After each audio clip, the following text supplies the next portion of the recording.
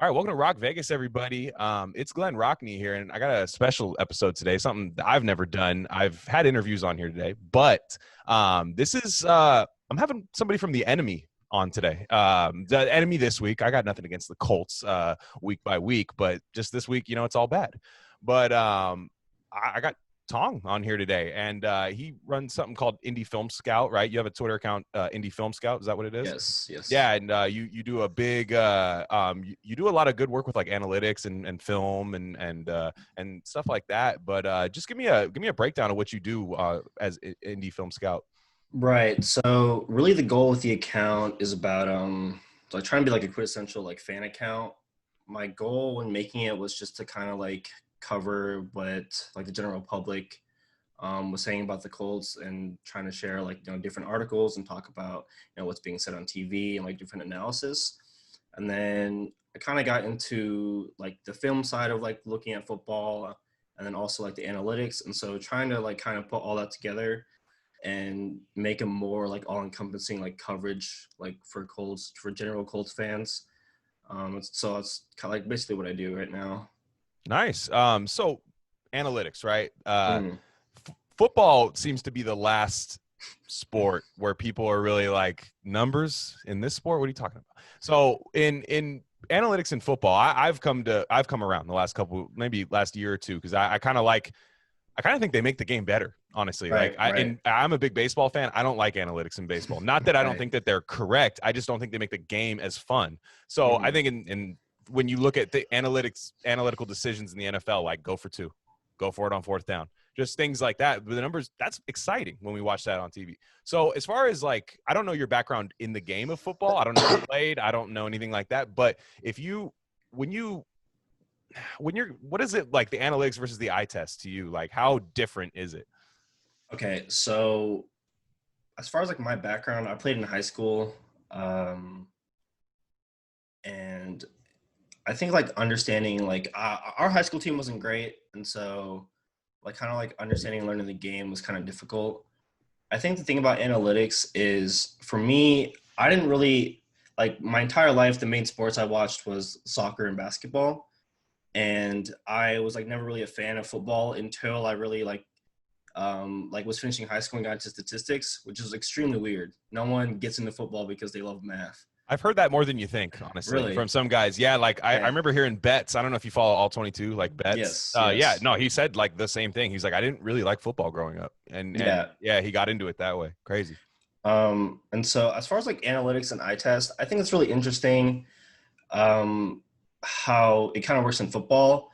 I think when you look at how it happens in basketball and soccer, it's like incredibly like intertwined the way they do like video scouting and video analysis. And it's really interesting to me how in both those sports and all the variables they have, how easily it is for analysts and fans and teams to kind of like track and use analytics. But in football, there's like this kind of like brigade of like, how do we do it? Or like, it doesn't make sense. And I think the issue right now, I think it's football's just at a crossroads where I guess the general public, I don't really know what's happening within teams.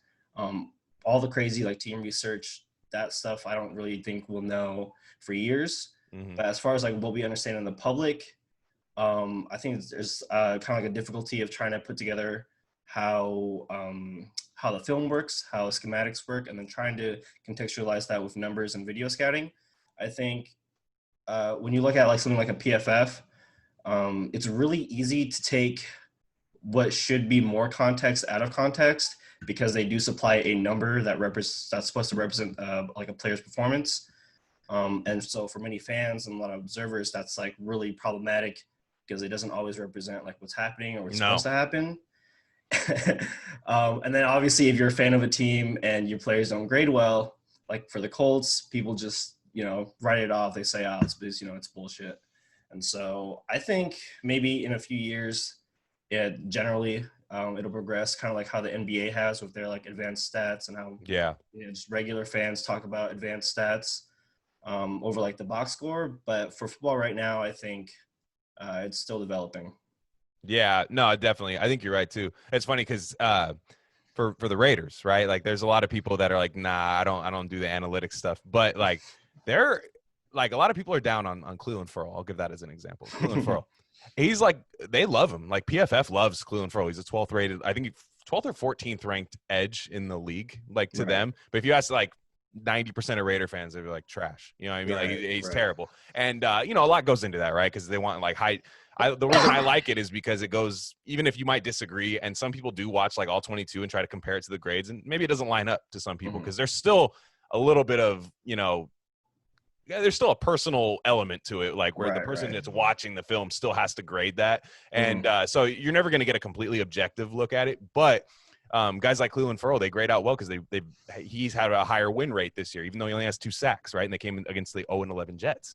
And so, I'm sure you've seen that with guys with the Colts and stuff. And I do think it's interesting. So, I don't know if you wanted to say anything on that, but I was just telling Raider Nation about that. No, yeah, that's definitely how it goes for the Colts as well. People say like, oh, the PFF has an agenda against the Colts or, stuff like that. And it's like, usually like, if you listen to what they say or like read the articles or just like dig a little deeper, pretty straightforward. And you can kind of understand where they're coming from usually. Yeah, no, 100%. So let's get into the matchup this Sunday. I'm glad because I remember this must have been like almost preseason. I tried to line this up, right? Like it was something I was like, hey, man, you got to come on because you're on the schedule. And it's like, you're like, yeah, way down the road. I feel like I felt like that was like 5 weeks ago, but it's been a full NFL. Yeah, it's been months. Yeah, it's insane like how fast the season's gone by. But I'm glad the game means something, first of all. Because our two teams, those games don't always mean something, and this late in the year, so I'm glad it means something. But the Raiders and the Colts are both vying for a playoff spot in an expanded format. But now the Colts are a little in a better spot because the Colts don't have the Kansas City Chiefs in their division, so they could actually win their division. Raiders are just like, I don't know, the Chiefs. Even though they beat the Chiefs, it doesn't even matter. And so when you or let me get into this. I'm sorry. A win if the Raiders were to win this weekend, it would be a huge win. It's kind of the season for the Raiders, honestly. This Sunday, if they were to win, they would have the tiebreaker of the Colts and Cleveland for the wild card, and you'd still have Miami on your schedule coming up, so you'd be able to technically have a tiebreaker over all 3 teams, and then have this same record as the Colts right now because the Colts are a game up on the Raiders. As a Colts fan, judging by what you thought preseason about this team, is this what you thought kind of would happen with the Colts this year? I think it kind of is. This season is kind of like what Chris Ballard and Frank Reich were trying to say last season was going to be with Jacoby Brissett. Right. It's like it's very clear that like we aren't necessarily good enough to separate from like the mid-tier of NFL teams, but because of like our different schematics and our coaching, like we are able to consistently win games that we should win, even if it's not to the margins that we would like to see and use to predict like for performance in the future. And so like there are a lot of games that could have swung. Like we could have lost so many games. The Bengals game. Packers game. I'll get Packers game. Jesus, I was rooting so hard for Aaron Rodgers. I mean, no disrespect, but it's a playoff spot, and I'm like, how do the Packers let that happen? Right. Yeah. And even last week, Deshaun Watson had the ball at the 10-yard line, and it just came out of his hand. And so, it kind of is like what I've expected. I think I've been surprised at Phillip Rivers. I was kind of I was very happy when we signed Phillip Rivers, but I've been surprised at how you would say the amount of like whip he still has in his arm. I thought he was kind of dead after last season. Oh, did I? Yeah. He has been making a lot of tight window throws, which is what you like to see, and he's really commanding the offense right now, even without a 1,000-yard receiver. True. Yeah, and no, you're 100% right. And let's get to the injury report right now. So I'm gonna pull that up right now because it's a huge injury report for both teams. Yeah, it's brutal. So I'm gonna put it up on the screen share real fast. But I didn't realize the Colts were as banged up as the Raiders. That was one thing I learned today. So you got about double digits on both sides. The Raiders still have you guys beat, but you'll see some former Raider names like Danico Autry. I'll always be a Danico Autry fan. But he's great. Yeah. they're getting Danico Autry back, Trey Burton back. You guys have like 10 tight ends that are good. And it looks like Anthony Costanzo came back to practice today too. And the Raiders actually got some good news today. It looks like Trent Brown will be back on Sunday, as well as Josh Jacobs. I don't know what percent healthy Josh Jacobs is, but it should be, given how big the injury report is, you should have some of your best guys for that game. What do you think about that? Yeah, I was worried coming to the game because like earlier in the week we were down to our like third string left tackle, which I felt like just could be an incredible weakness in this game. Like, it could be another Max Crosby random 4-sack game. I'm still waiting on that this year, by the way. Right. But now, like, it looks like the team is mostly healthy. I feel like most of our important players, all of our important players really they look to be healthy for this game. And then also it looks like Kemoko Turay might have a chance of coming back, which I feel like many Colts fans are very excited about. Right. And if he does play, I don't really have like the best expectations for his first game back. But given maybe like some injuries, maybe if like some of your offensive linemen don't play, he could make a huge impact, but I'm not really expecting too much from this game if he does play. Sure. No, and like I said, you get the Raiders get Trent Brown back. The Raiders have had an absolute like a sieve at right tackle since Trent Brown's been out. And this was an offensive line that I felt really good about going into the year. But just Trent Brown's had like every possible thing go wrong for him this year. I've been a Trent Brown believer. Every Raider Nation thinks he's lazy and stuff. It's like, dude, the guy got COVID. He got his lung punctured by the guy getting an IV before the game. And I don't even remember. I think it was his lung or something. I think it was air in the IV, and it almost gave him he almost had died. And so he's had all these things go wrong. So I'm glad that the Raiders are at least somewhat healthy. I want to say Jonathan Abram might be back this week. And last week with the Raiders, they give up 200 yards rushing to the Jets without Jonathan Abram. And Jonathan Abram, we as Raider Nation, we're hot and cold on him because, everybody saw the end of the Kansas City game, Sunday Night Football. Like, it was one of the worst blown coverages I've ever seen. But at the end of the day, in the team's run game, he will make the running back pick, decide, do I want to die today or do I want to, I want to go? There was no threat of that against the Jets. So I wanted to ask you, I thought these two teams they're more similar than I thought as far as the way they're constructed. It's insane, especially on offense, the way they're constructed. So they're both very tight end heavy, both very offensive line heavy. They invest a lot. You guys have invested a lot in Anthony Costanzo. Definitely. High draft pick in Quentin Nelson, who's been phenomenal. I'm a Notre Dame fan. Love to see it. Ryan Kelly was also a first-round pick, if I'm not mistaken. And just a lot of other stuff, too. And you guys like to run the ball. I remember talking to you months ago. I posted something where I was like, the top two teams that love to just run on expected rundowns, like Colts and the Raiders. So, what is it with between Frank Reich and John Gruden? Like, they love to run the ball. Isn't it crazy? Yeah, I think pathologically, I think they might have gotten to that decision from two different places. I wrote last season, the first thing I wrote for the Twitter account ever was I had a take, and it was basically that the franchise was lying to us about their confidence in Jacoby Brissett, and run the damn ball was a reaction to kind of the quarterback situation after Andrew Luck retired. Right. And it was, as you should, it was really just playing to the strength of the team. And it showed last season as well.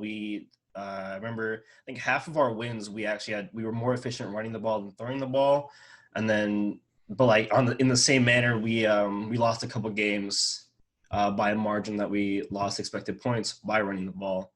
But I feel I don't know, maybe this is an outsider, but with Gruden and like Josh Jacobs, I just feel like he's really pumped about having that player, because I think Josh Jacobs is disgusting. He's really one of my favorite players in the league, definitely to watch. And obviously I don't think it is the best decision as far as game planning to be running him 40 times a game, but I'm not mad at it. Yeah. Just to see what happens. Well, it's nuts. And he's one of those kind of he's one of those guys that almost kind of busts the analytics a little bit, where it's and not even that, because there are that shows that he is a valuable player, because him and Nick Chubb have the most yards gained on like their own, right? After Yeah. contact, and it doesn't matter. And that's what happened last week, right? Devontae Booker, who has had a really nice year for the Raiders, was like front and center, and he was missing a lot of holes. He was it just wasn't the same. And you realize how much Josh Jacobs kind of created on his own. And Right. he it's going to be the key because look, the Jets don't have the defense that the Colts have, so they're going to need Josh Jacobs to create something because the Colts front seven is just it's actually really good, and so I don't know. I think it's interesting. How do you feel about that? How do you feel about your chances of the front seven stopping Josh Jacobs? I think with DeForest Buckner back, Jesus.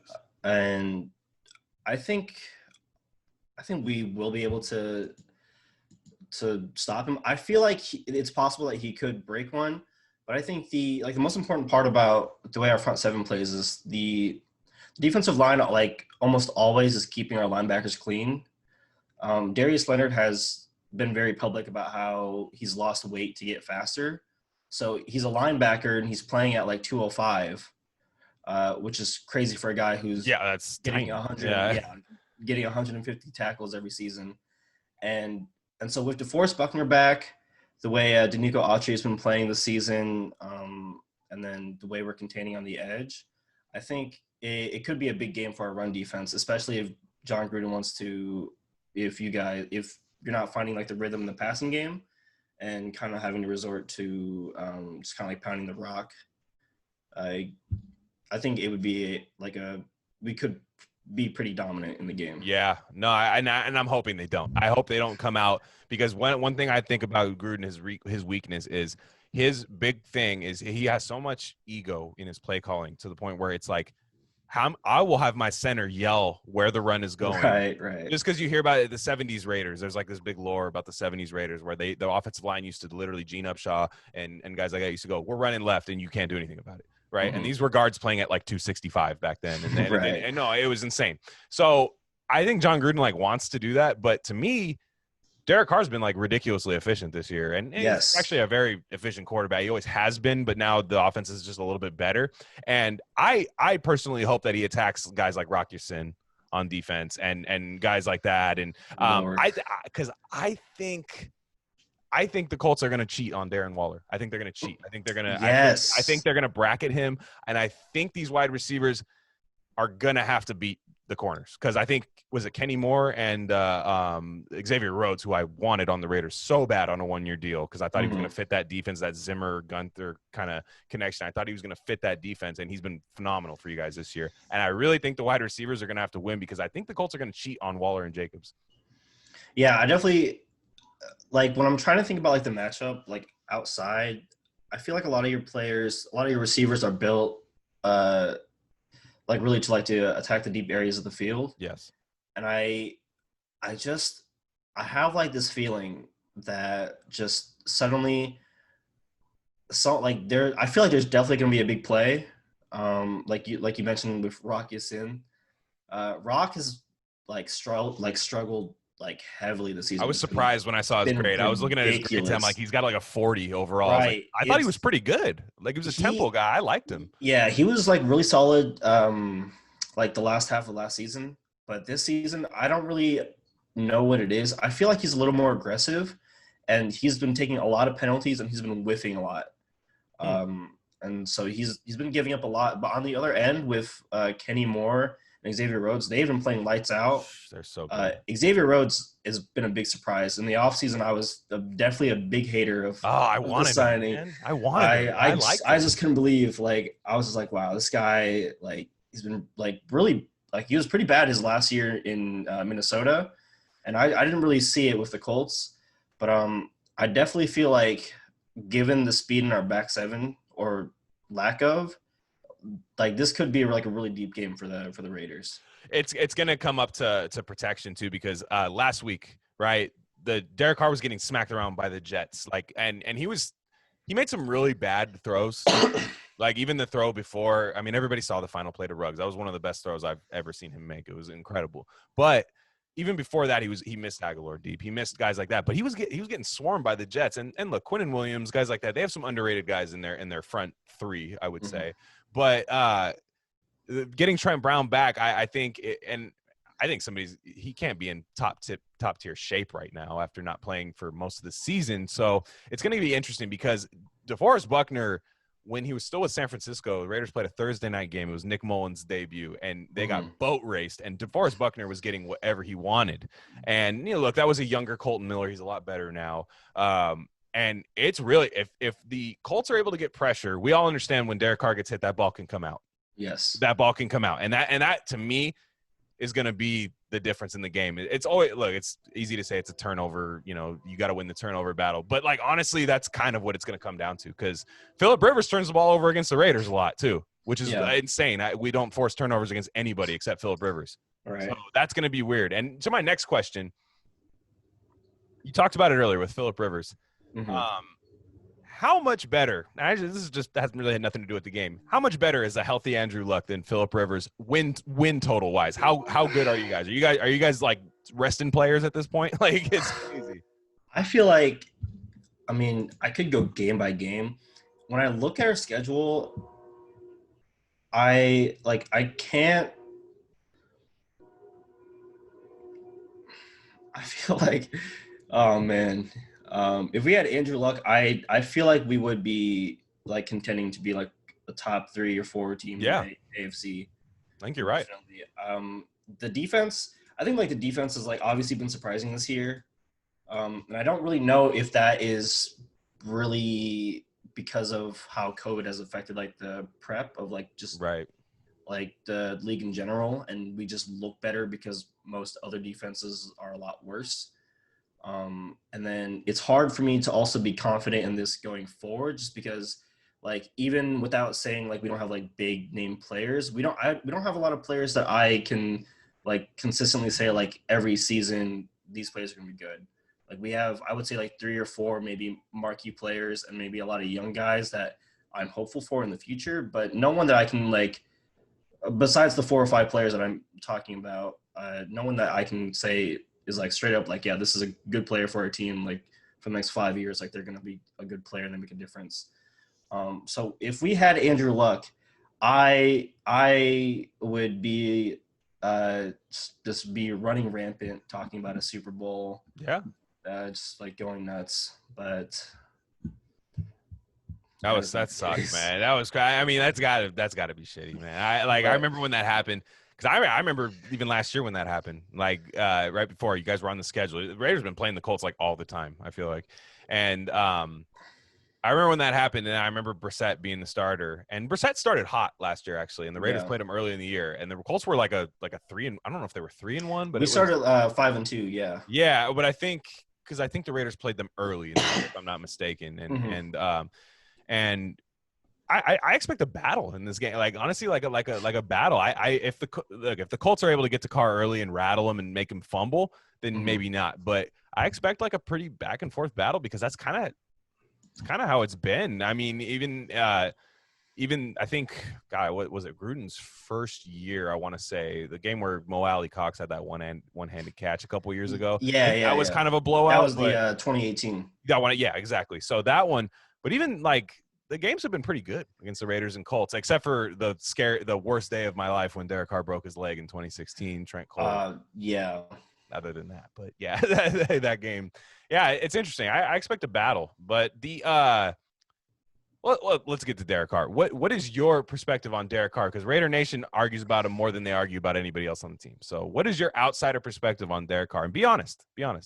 I look at Derek Carr kind of the same way I look at Kirk Cousins, where we have all this information and evidence. This guy is actually a good quarterback. He can help you win games, but in my mind, I just don't look at him I don't match up with that evidence. I feel his play style is one to be critiqued, because you've seen all the graphs about distance to the goal, distance to the down, and how his play style doesn't waver, relative to what he has to do. But even so, he is wildly fairly efficient. Even throwing not that far down the field, he still has high completion percentage over expectation. And so I think Derek Carr, like he's at the point where you're probably not looking to like actually replace him the way other teams are, Right. but he's like on the edge. Yeah, exactly. And it's the way I look at him is like you can see him, you can tell, not like tell early, but he's so different. Like after his first turnover, and usually it's a fumble. When he throws a pick, he's usually good about bouncing back. But after that first fumble, he doesn't trust anything, any kind of pressure. He doesn't trust his offensive line anymore after that. Mm-hmm. And what separates him, I think, from the other kind of mid-tier quarterbacks, I do think he's kind of on the upper end of mid, basically. Yeah. What separates him is third downs. He's like insanely good on third down, and it's showed this year. That's been a savior. Like it's been, without that, I don't think the Raiders win 4 games if he's not like for the whole year, if he's not this good on third down. So it's really interesting the way, because I at the beginning of the year in the offseason, I'm kind of like, dude, are we really 7 years in a row, huh, of like not doing anything really? You know, one year he breaks his leg, it's unfortunate, but really, I'm thinking 7 years. But I think with him and Gruden, I think Gruden's going to trust him until he can't, and it's interesting. I can't say that they should replace him right now. I really can't. Yeah, he's like kind of like the perfect mid-tier quarterback, where I think he can enhance his teammates, but he does like come and go with like the weapons around him and the system around him. And so when you have Gruden, then you have a lot of players who they might not have big names, but they have like all sorts of utility with like their play style, with kind of like their build. I think like he can be like wildly successful. And then, obviously we did see that in 2016, as you're talking about, where, him and Michael Crabtree really were lighting up the league until he got hurt, and really like you guys were big playoff hopefuls. Ah, man. Yeah, and then the injury happened. And then Trent Cole fell. Like, right. No, it was the weirdest play in the world. Donald Penn slips. It's the only sack he gives up the entire year. He slips. Trent Cole then slips and falls into Derek Carr. It's like what could, like, it was the worst. It was the most Raider thing ever. Like it was insane. Right. It was insane. So like that, and they were like rolling that game too. They were like playing their best football that game. Like it was just like, wow. It was like a fairly meaningless game. Like we just like our team wouldn't have luck. No, and it was just like, wow, this team is like really getting it. And okay, so I'm gonna go quick. I got a few more questions for you, and we're gonna go quick through them. Give me somebody on the Colts right now, somebody on the Colts, offense or defense, that I don't know about, or at least the people listening to this do not know about, that is like, watch out for this guy. Oof. I would probably say, like, this is like a very like not like sexy answer, but Grover Stewart. I knew you were gonna say that. That's why it was like a setup question. I saw you posting about it. Yeah, he like I really think he's like a top 3 nose tackle in the league. When you play the type of defense we want to play with our linebackers, keeping them, like, making sure that they can't get reached is probably the most important part of our defense. Everyone else is keeping everything forward, but if a running back gets through, it's like it's gonna be heavy gains like the entire game. And this season, like the way he takes on like double teams, the way he really like plugs up gaps has been like absolutely incredible. And I don't think he'll ever get the kind of like national recognition for a lot of different reasons. Like I would compare him to Vita Vea, but Vita Vea obviously was a high draft pick, and he plays for a fairly popular team right now because of what's happening with their team and what happened in the offseason with Tom Brady. But in this game especially, like if the Raiders, if we like want to secure the run game and make sure that like Josh Jacobs just doesn't break the game open, like he is the X factor. Yeah, no, 100%. And he just got paid, right? Yes. Nice. He got 3 years, 30 million type deal. Well, Raider Nation, let's hope he mails it in now that he got paid. But yeah, nonetheless, yeah, and it's a huge thing because Rodney Hudson's been a staple for the Raiders, but this year Rodney Hudson, in my opinion, is having kind of a down year. He really hasn't, like, last week he was terrible. And I hate to say it, it's almost blasphemous to slander Rodney Hudson, but it just hasn't been good. Gabe Jackson's been off and on, and Denzel Good is Richie Incognito, it should be there, and Richie Incognito is huge in this run game. So Right. the interior, the offensive line used to be probably the most solidified position on this Raider team, and this year it's been kind of volatile. And I think you're exactly right. And I think with him and Buckner and the guys like that, it's going to be important that the Raiders control the line of scrimmage. I think that's going to dictate whether the Raiders can run the ball or not. Right. And so my next question to you is, give me a player on the Raiders right now that you're scared of. Shoot. I mean, I really could pick any receiver. But I would probably say like Darren Waller. I think the Colts, like when we've played like a marquee like receiving threat, we've done this thing where we try to like box them with like if they play like inside, really talking about like the 2018 playoff game against the Texans. Right. DeAndre Hopkins was playing like inside a lot, and what we did basically was try to box him like in and out with Darius Leonard and Kenny Moore. I just don't think either of them are fast enough to be able to cover Darren Waller. I mean, nobody is. Yeah, he's right. very fast. Yeah, he is a specimen. And I think he is the type of player like who could really just like break the game open.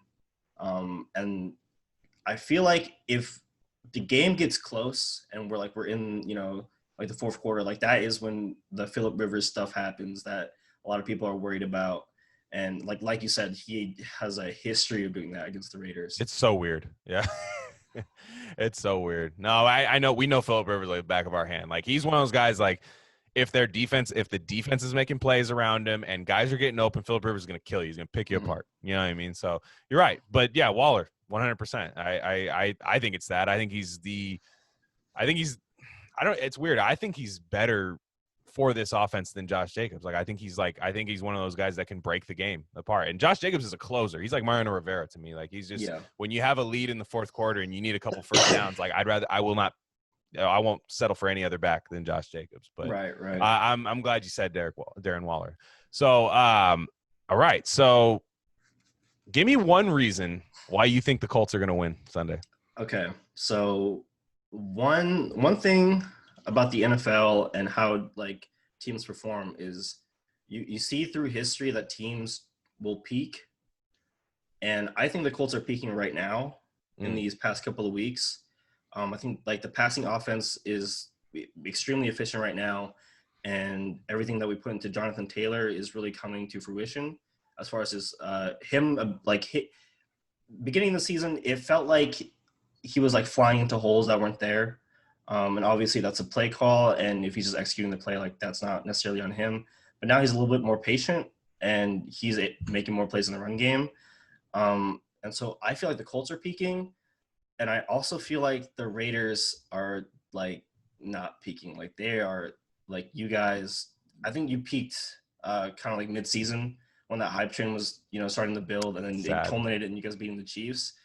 And even with the Jets win, that's not the type of win that, obviously I know you had that thing about like feeling confident, like, or, after the win, still feeling good about it. But I think it's just, if anything, we're catching your team at the wrong time and you're catching our team at the wrong time, like both ways. Yeah. Well, and here's the thing about that. I was mad because Raider fans are mad that they won. I was mad at that. Why are you mad? Why are you mad? Like, no, it's a shitty win. I'm not going to say it's not.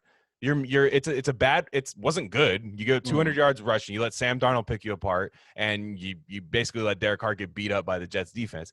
But the way I like the way they won that game, and I'm just going to try to polish this as best as I can, and it was Henry Ruggs. Henry Ruggs did everything to lose the game against the Jets, fumbled, caused an interception. And I'm just hoping that was a confidence boost for the 12th overall pick, the first wide receiver taken in a loaded class. I'm hoping that was a confidence booster, and he's been getting open a lot more. He's been getting separation a lot more against press and stuff like that. I'm hoping that connection is starting between him and Carr starts like that was something that's like, okay, I'm able to build off that. And look, there's nothing I can use to quantify that. There's nothing I can, use as empirical for that. But I'm just hoping that could happen. That was my whole thing. I'm like, the loss, this game's meaningless right? If a loss against that Jets, it's a 6-6 team against the Colts that are going to just walk into the playoffs. You know what I Hopefully, mean? Like, yeah. so that was my whole take on it. And I don't know. It was just weird to me. But nonetheless, give me one reason why the Colts might not win this game. Um, I think What are your demons? What are your Colts my demons? demons, We'll talk about them right now. Let's go. my Colts demons. I feel like it's really easy to like make this point. I have like two answers. So Go ahead. Yeah. first one, like I said, with like the emergence of Jonathan Taylor, like if this game turns into like who can run the ball better, I just am not the most confident that not necessarily that we couldn't do it better, but like just like that wouldn't be the best strategy for us to try to go ahead and win this game. Right. But the main reason I think that we won't win the game is probably Derek Carr. I think a lot of things you said about like him handling pressure, like that is obviously a weakness. And the Colts this season have been great, getting to the quarterback without blitz. I think I read the other day that we're like in the upper 10 of the league in like pressure rate, but we blitz like the third least. So the front four is usually hitting, but say we don't hit in this game, I feel like Derek Carr has like this season especially like he's done really well against these like zone heavy teams, like especially like as you saw with the Chiefs game. And in the case that he exploits kind of like some of the coverage issues with our team, like I think it might be a huge Derek Carr game. It's gonna have to be, yeah. It's gonna have to be. No joke. I don't see a scenario. And look, who knows? I remember when the Raiders played the Bears last year. I didn't think they'd be able to run the ball on the Bears, and they ran the ball down their throat. I have no idea. It Right. could happen, and that's why we play the game. I had one more question, and this is because let me give you a little background. Between Raiders Twitter, we can't stand Paul Gunther. None of us can stand it. But there's also kind of a thing where it's like, is it Paul Gunther or is it like maybe drafting guys that aren't that good? With high draft capital, maybe reaching on guys like Damon Arnett, maybe drafting box safeties in the first round, maybe drafting edge setting defensive linemen 4th overall. Maybe it's something like that. Right. But give me so I'm going to ask you because I saw the Colts make a transformation a couple years ago defensively with Matt. Is it Eberflus? Is that Eberflus? Yes. Yeah. So did you see schematically something that made the players you currently had a lot better? Was it just like night and day different, or did it have to be just like, hey, we drafted a lot better on defense? Like, because I think as Raider fans, we don't quite know what the problem is.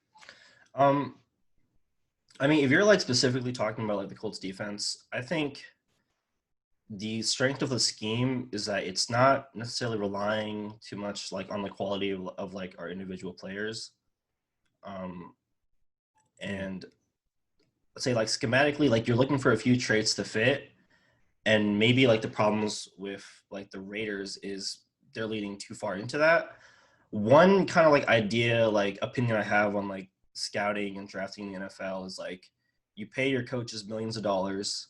Like if this guy maybe like necessarily out of college isn't like the perfect fit or like he's not the perfect leader, he didn't necessarily have this role, but like in the case of like taking Cleveland Farrell over Josh Allen, Brian Burns. Yes. That was the one that was my guy. Yeah. It's like like you give your coaching staff this supreme talent and you hope they make it work. And I feel like the Colts have made that work. None of the players that we necessarily have out of the Colts system, I can't really say they would be successful like on another team, but with what they bring to this team, they do the roles well. And I feel like the best evidence for that, I know there's like been some discourse today about like how accurate they are, but like when you look at like PFF grades for our defensive players, they're usually not that high. Usually like low 70s, like high 60s, which is really saying like they're not. I was shocked when I looked. Even like I know Darius Leonard has like a whole beef with PFF, like being like top 100. Yeah, I remember that, but I was shocked. I was like, man, I thought these guys would be way higher. Yeah. Darius Leonard, PFF rates him as like the 5th best linebacker every year, which I don't value linebackers that high. That's the problem too. Right. I don't view them as positionally like they love corners. Yes. Draft a corner and a wide receiver every right. round. I don't think it'd be awful for the Colts. No. Same here. Yeah. but like definitely, I feel like I don't understand. I don't really understand like this the scheme that you guys are running. You're running like what, like a 3-4? No, it's a 4-3. Yeah, Oh, it's a 4-3. it's a Okay, four. Yeah, gotcha. no, if that's sad. I Right, mean, and the fact that people don't know, like I'm not saying like it's just we don't know either. It's weird, and they draft guys like Trayvon Mullen and Damon Arnett who are like legit press physical corners, and they right. play like they don't travel and they Hmm. don't do. So I see things and I listen to guys. There's shout out Tape Don't Lie, Marcus Johnson, BD Williams. They do a fantastic job with things like that, and I see things. But I'm just wondering is like for you as a Colts, when they brought in Matt Eberflus, did you see just like, whoa, you know what I mean? This is so different. I guess that's what I was wondering. Oh, okay. So basically, what I would say is like very publicly, like, do they speak about like the type of defense they want to build? Because with the Colts, like in our media, it's like very specific as to like the type of players they want, and it's like kind of like a meme in like the Colts community of like, oh, this is a Chris Ballard player on defense, Right.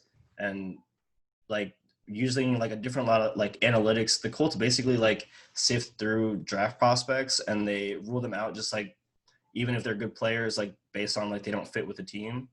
And if you don't really have a direction of the defense of like the exact type of player you want, I think there is a lot of room for like error in your drafting, even when you don't necessarily hit on like a high quality player who, you know, maybe isn't useful for your team too. That I mean, that's good. No, because I'm interested too because I think if the Raiders do make a move in the offseason, I'm just wondering like you bring in somebody who runs the same style of defense because John Gruden, I don't think he'll ever switch to a 3-4. I think he's Tampa 2. I think Right. he wants to recreate the 2002 Bucks, but you know who okay, do you have Derek Brooks? Do you have, Warren Sapp? Do you have no, you don't. So I'm just wondering player versus scheme, that kind of thing. But Mhm. nonetheless, I mean I think you answered it pretty well. But yeah, I mean, do you have any questions about the Raiders for this weekend? Do you have any what do you not know about the Raiders? I mean, I don't know a lot about the Raiders to be honest. Yeah, Um, if you don't have to have a question, it's fine. I was just wondering. yeah, I don't really have a question. No, it's all good. No, but yeah, it's gonna be a huge game this Sunday. It's gonna be huge Definitely. for both teams. Like I said, the Raiders need it more than the Colts, but the Colts need it. And yeah, thanks for joining me, man. I appreciate it. I'm Thank glad you we for got to having do me. this. I'm definitely glad. I don't know I don't know how many times we're gonna play you guys again, but anytime the Colts play, you should come on. So Definitely. and yeah, I appreciate it. So give me just do any plugs, anything you got going on. Just go ahead and let anybody know. All right. I guess like for football, I haven't really been making content this year, just because I've been working a lot, like on Sundays, like when the games happen. So I can't really tweet about the game. By the time I've Brutal. watched the game, it's like Tuesday or Wednesday. But I would definitely will bring it back draft season. I have a lot of draft takes. So go ahead and follow me at iScout18. Okay. Really just trying to bring like general information to Colts and cover like, you know, everything, really anything about the Colts.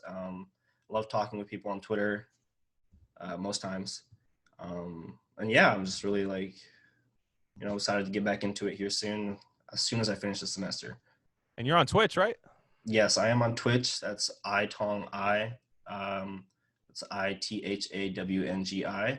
Cool. In my personal life, I'm a competitive Call of Duty player. So if you're into that, Well, we got some Warzone. We got some Warzone. We got guys that play over here. Yeah, yeah. no, like on Raider Nation. So hey, you never know. You So might if you you might want to get hit me up for somebody like that, just yelling at you, like just. I'm gonna upload this tonight. You might get somebody yelling at you talking shit. So, right, right. but yeah, nonetheless, yeah, man, thanks for joining me. I appreciate it. I wanted to do something different this week. Do a Hmm. little preview to a huge game for the Raiders, biggest game they've had in a long time. And Yeah. yeah, appreciate it, man. I'm at Glenn Rockney. I have another podcast called at Rare Candy Pod One, and you can follow that both Twitter accounts. And yeah, that's it for us, guys. Yeah, we'll see what happens Sunday. All right, Yep. man.